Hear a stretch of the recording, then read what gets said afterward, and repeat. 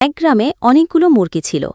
প্রতিদিন একজন কৃষক সেই মুরগিগুলোর মধ্য থেকে একটি করে মুরগি জবাই করে মাংস বিক্রি করত।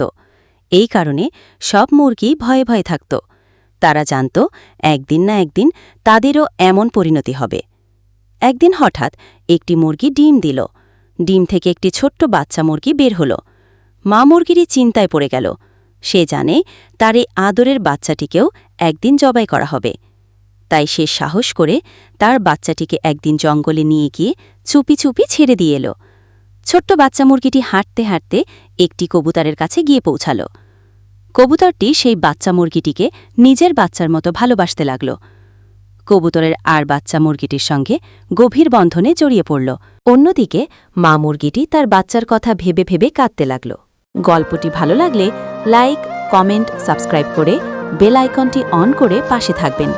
ধন্যবাদ।